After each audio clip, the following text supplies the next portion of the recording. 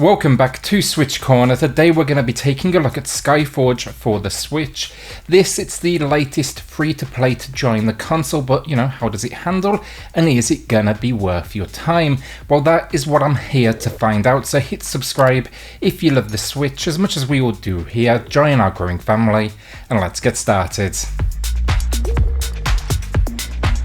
So first up, this video, it's all based around, I'd say, roughly my first 10 hours of the game. I haven't seen the end game content or, of course, reached max level. It's a game designed for longevity, for that grind, so it can easily surpass 100 hours.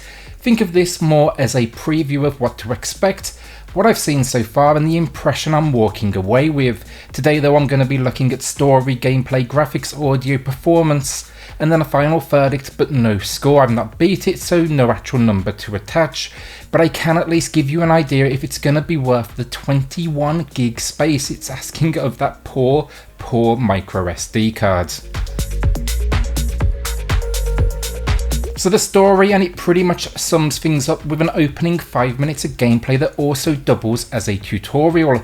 In this world, some of the population, they're fortunate enough to learn they are immortal. How do you learn this? You're in a fight, you should have died, yet your eyes still open after, and yeah, you're around to fight another day. With this new information about yourself, though, you're whisked away to a hub location. Here you'll choose your godly powers and begin to train from 18 available classes. Here, though, the adventure begins. You're trying to uncover who these aliens are that are attacking your home, freeing hostages along the way, and also taking on a path of your own to becoming a god. I'm for sure enjoying the lore of this world, and the cast of characters this far, they do a good job of adding weight to what is, by design, a very repetitive formula. So gameplay and kicking things off here, you'll be going through maybe an hour of tutorials and decisions. Think character creation with a decent selection of options, your godly powers, by far the hardest decision in the game, and then learning the general idea around the controls. It's not particularly challenging in its layout, but there is a lot to remember, so I think it does a good job at this point with its pacing. Now, regarding your powers, if you do go free to play at the opening of the game, you will have 3 of the 18 classes available to you. The others can be earned, or of course you can skip this entirely with some real world cash to unlock the others. I received the Ultimate Pack, which is top tier, and it includes a few additional classes like the Berserker, which is a fire-based almost chainsaw sword, yet I still went with one of the core 3 that everyone gets. That was the Knight. I'm kind of traditional when it comes to this sort of setup, honestly. I just kind of want a big old sword. Plus he had lightning powers, and tell me that is not badass. One of my favorite things with Skyforge, though, you can jump freely between these different classes at any time from the main menu, no questions asked. So don't worry, it takes the pressure out of this situation, because yeah, if you don't like what you chose, jump into the menu, job done, and you'll have a different set of abilities. I really like that. The controls, though, they are simple enough, and the game, as I mentioned, it ramps things at a decent pace. You start with a light and heavy attack, but as you progress, expect to uncover new chain combos, dodge mechanics, an ability to unleash your godly power. So in my case, that was a lightning bolt that would basically take down like a whole field of enemies, not just one foe at a time. And then, of course, you can also sprint and jump. You'll even eventually earn or pay for with cash a mount, which is basically a horse, but yeah, think like a whole lot weirder and like a whole host of alien-like creatures instead. It's a fun addition, but it doesn't really add anything except for a tiny bit of speed. This game, though, it all works on a cooling down system, so think light attacks, they can be consistently used, but your lightning bolt, it requires time to recharge alongside some damage dealt to your enemies. The controls, look, they're absolutely fine. I don't really, though, like the layout, honestly.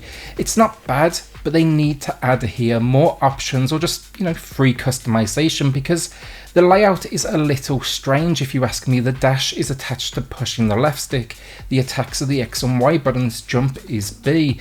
I'd love that customization, like I said, just so I can fit it to something that felt a little more traditional.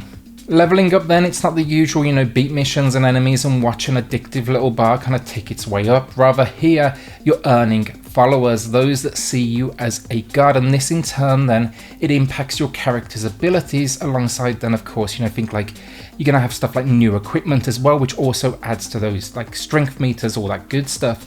This all carries across classes too though, which is really nice, meaning you don't have to progress every single one. The only thing that really changes is of course the powers you can leverage. The all-important missions then, and expect repetition here, which I did obviously of course go in expecting as well, but I think they could have disguised it just a little bit better. So far I've basically done the same thing over and over: land on planet and either take down enemies or find someone that can push the story forward. It all basically boils down to slay all the enemies you can see, free the hostages and take down a variety of bosses. So yeah, mash those attack buttons as quickly as you can and make sure you're collecting health along the way. It's not a bad gameplay loop, honestly. In fact, I felt the addiction, but I think just the idea of the missions, the actual goal, could do with a little variety. It's more in the storytelling than the actual gameplay itself. Fortunately though, the combat, the whole combo system, it's just really well implemented, and it's no war face, but it definitely feels more action packed than let's just say this genre can be known for its slower pace. That's definitely not the case here. Then of course we're getting weapon management, inventory management, loot. It all rounds out the experience to something that will easily have you sinking hours in. The grind though, it does become real, and I started to feel it I'd say around the 6-hour mark, because I specifically personally avoided using any of the currency that was sent my way until this point. So the all-important question, is this pay to win? And yes and no. First, everything here can be unlocked with a hell of a grind ahead of you. Classes, strength, your followers, items, it can all be purchased with some form of credit card interaction. It's almost pay to advance quicker, I think that's the best way to put it, and that's something that we discussed over on the SwitchCorner Discord, and you should swing by the way. We are always talking something gaming related over there, and we actually just broke 300 members.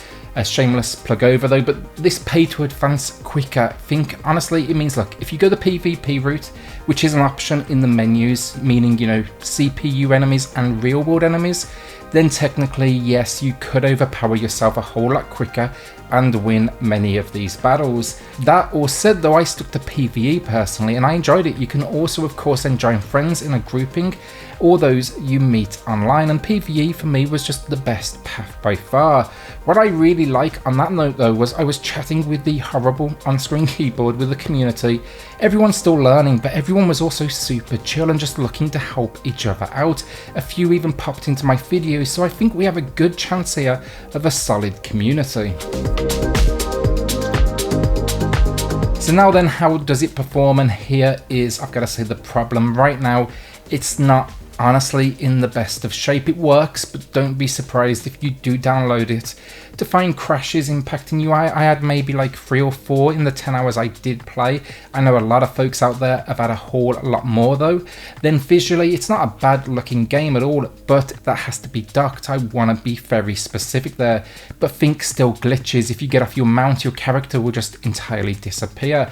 I noticed some strange animations, textures not loading in, a moment where my sword just wasn't there, amongst other, a whole lot more other minor things. Then the frame rate, it's not bad, but when things do get busy on screen, it really can just like tank at moments. Not unplayable again, but I kept having that fear of, is this the frame rate, or am I, disconnecting from the server? Fortunately though, I will point out there, no issues with disconnects, no issues actually in connecting at all. That was really nice to see, because so often day one, these games can just get overwhelmed.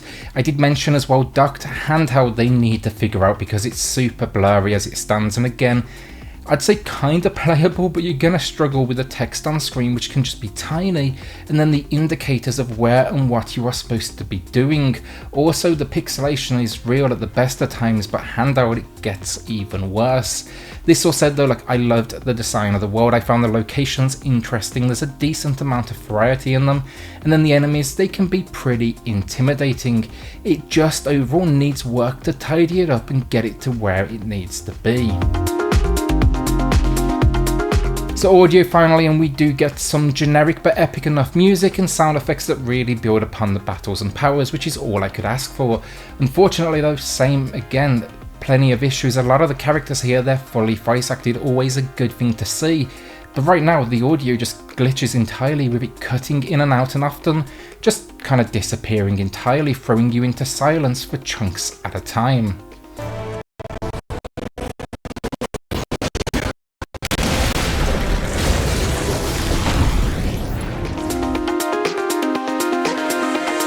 So my final verdict on this one, and it's kind of a funny one. I enjoyed the world. The gameplay could do with some extra variety, but it for sure also latched onto my addictive personality, and overall the visuals, the audio, they show promise, but as it stands, it just still needs a whole lot of work to fix it up.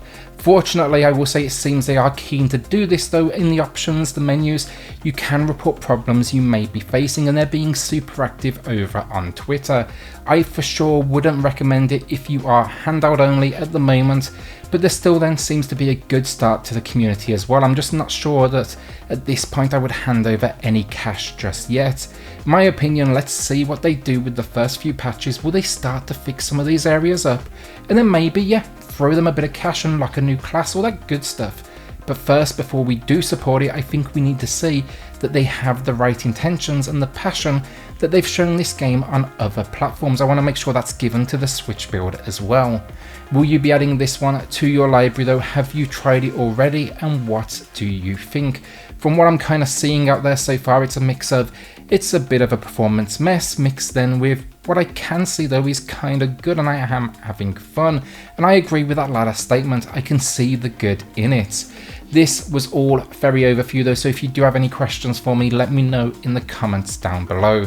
With that then, a shout out to the patrons of the channel who are just going above and beyond to support SwitchCorner. It helps more than you know, so thank you all so much. If you do want to check that out for yourself, I have linked it in the video description down below.